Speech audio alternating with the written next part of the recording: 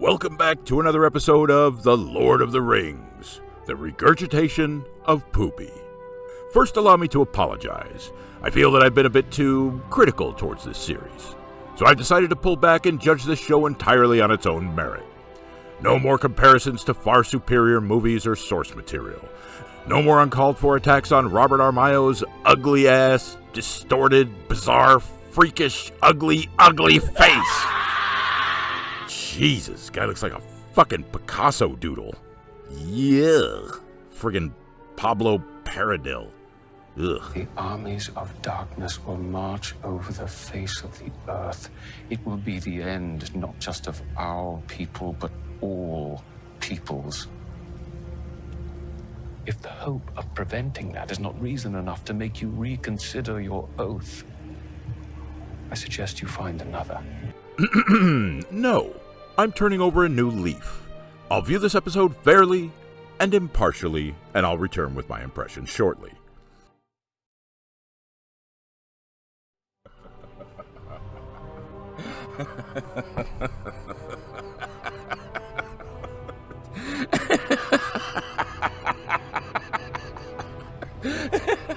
I can't.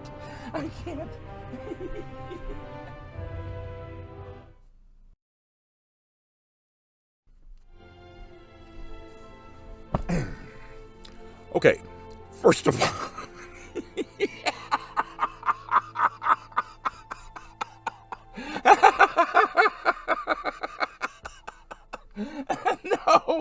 no, I can't do it.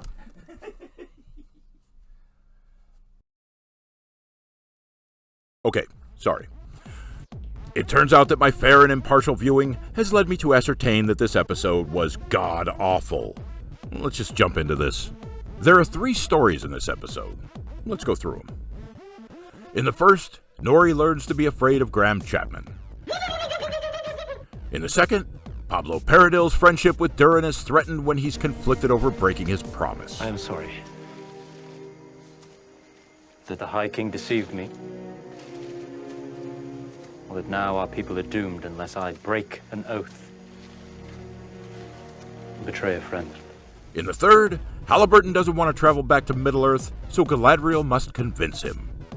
But she fails miserably, and Halliburton changes his name to Hollyburton, puts on a dress, chops off his cock,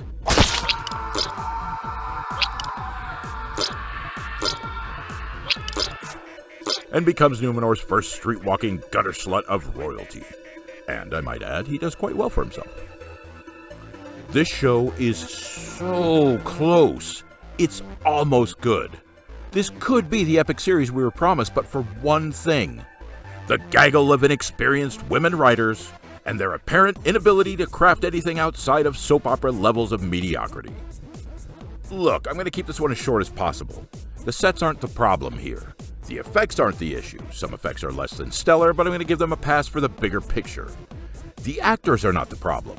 Look, despite the fact that I do almost anything just to lick ice cream out of the crack of Morfinn Clark's ass, I think she's doing a good job. Doing a good job portraying the part of Galadriel as written by the team of women in charge of the character. Morfinn Clark is an actress. It's her job to play the character as visualized by the author. If the character was reworked, I think she could rise to the occasion. The issue, as it almost always does, comes down to the writing. An idea is neither good nor bad. It's the writing that shapes the idea, the writing that makes us believe, that brings the idea to life. You either have that talent or you don't, and the place between have and have not is this show. These are all encapsulated stories with no forward momentum. One more time, we start on the road, we end on the road. A friendship is threatened when a promise is tested. The friendship is fine, the promise is kept. We start in Numenor, we end in Numenor. Sure, a lot of things happen, but it's all empty. Hollow romance, hollow intrigue, hollow dilemmas and choices. It's all a bunch of fugazi that leads us in a big circle. Pablo and Durin's story was all about friendship tested. But instead of breaking his promise, instead of telling Durin the facts, he tells Durin exactly what he needs to end their friendship. I have not been truthful with you, Durin. I did not come to Khazad-dûm for friendship, but ambition. I did not know it. but I came for Mithril. And everything just works out. Oh, did I say that Numenor was all about Halliburton? Ha ha! I've just subverted your expectations. The Numenor section was about another character entirely. The real point here was, how do we get Isildur on the boat, right? Because we know who Isildur will become and what he'll do. So it's important that he join the expeditionary party. But fine, if you want to look at it as a whole, this section has 3 questions. Will Isildur get on the boat? Will Halliburton get on the boat? Will the boat set sail on their journey? So that's roughly 28 minutes of watching Isildur try to get on the boat, watching Halliburton try to stay off the boat, watching to see if the boats avoid being burned. And guess what? It all works out fine in the end. And for the credits, we're treated to a reprise of the Harfoot traveling song.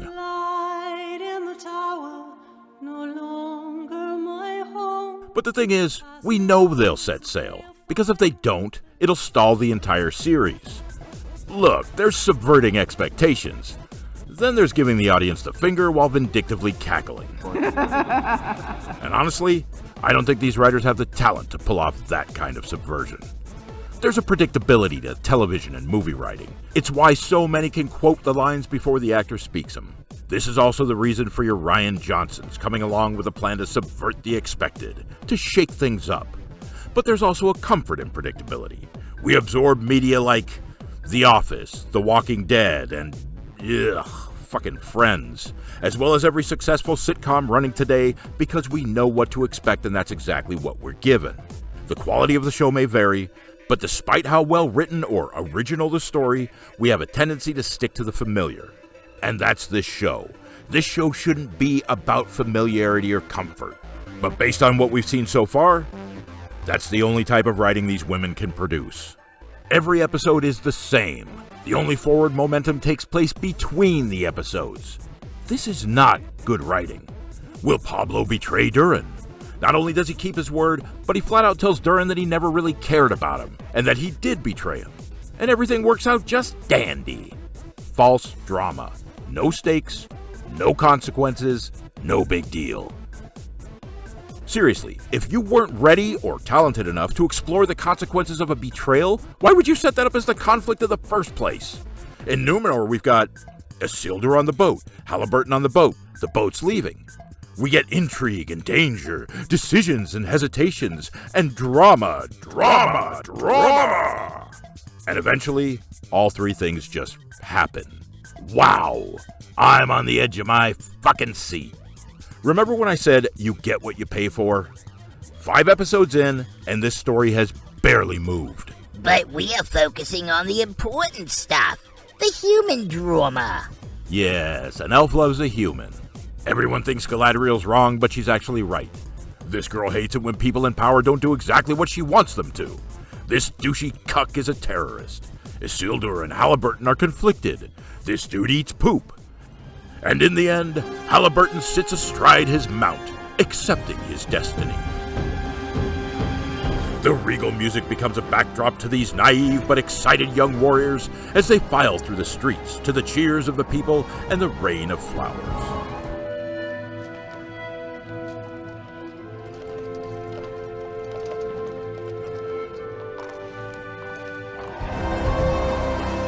Titsy McGee finds her brother in the ranks of the fresh-faced soldiers.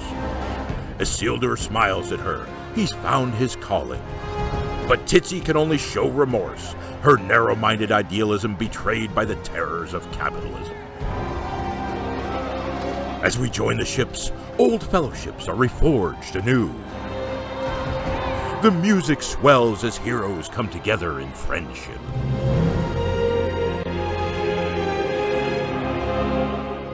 The triumphant score lifts our spirits as we look toward the mysteries and the dangers on the horizon.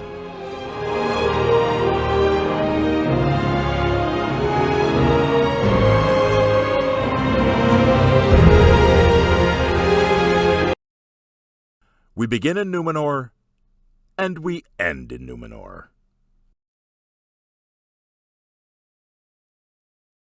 And you want to know something funny?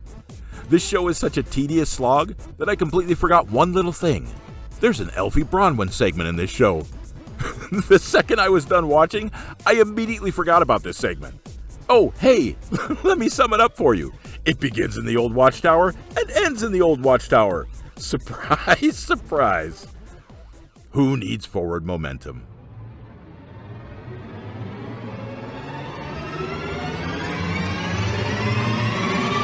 Oh, sorry. Where was I? Oh, yeah. You could literally cut this episode in half, and with your second half hour, we could have seen the resolution of Nori being hurt by Graham Chapman's magic, Pablo and Durin could have reached Khazad-dûm and discussed the issue with the king, the ships could have set sail, we could have seen a short leg of their voyage, showing that these Númenóreans are young and untested, seasickness and short tempers used to illustrate their harsh journey. And we could end with them reaching the shores, a phalanx of soldiers marching toward the old watchtower. But human drama is much more important. Anyway, I'm done. If you're still here, I thank you for joining me in another episode of the Regurgitation of Poopy. And as we end this episode, I will treat you with the full and uncut rendition of the Harfoot Migration song. Have a great week. Hey, wait a second, that's not... Busted black battles, waiting for a twin, and I've seen the nearest face at my feet. Tipsy something seized down, left the floor vein. It was all the way to New Orleans. I pulled my harpoon and my turban. I said, "Double titty sang the moon now." Windshield wiper slapping timers, holding kisses hanging by. We sang every song that driver knew. Freedom just another word for nothing to lose. Nothing, no, nothing. I became free, no. Oh, feeling good was easy, Lord, when she sang the blues. You know, feeling good was good enough for me. Good enough for me and my kissing my teeth. From the conducted coal mine to the car before the sub, there Titty said that she was the best soul. Do all kinds of well through everything that was done. Yeah, Titty bravely coming from the cold. One day out there so long, I let her slip away. She's looking for that home and I hope she finds it. Well, I traded all my tomorrows for one single yesterday, holding them big fat titties next to me. Leaving them in another world for nothing left to lose. Nothing. Well, that's all that Titty left me. Well, the feeling good was easy, Lord, when she sang the blues. Hey, feeling good was good enough for me. Good enough for me and my Titty. La.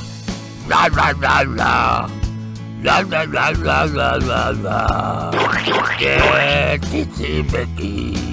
Yeah. Da. La,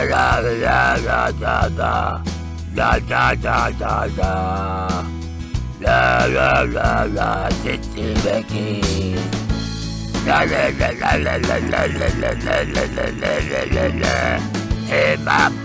Hey, my Titty, Lord, my Titty Mickey. La. No. Hey, my Titty, Lord, my Titty Mickey. Lord, call her my lover, call her my daughter, I said, call her my lover, the best I could call. Hey, Lord, Titty Mickey. La.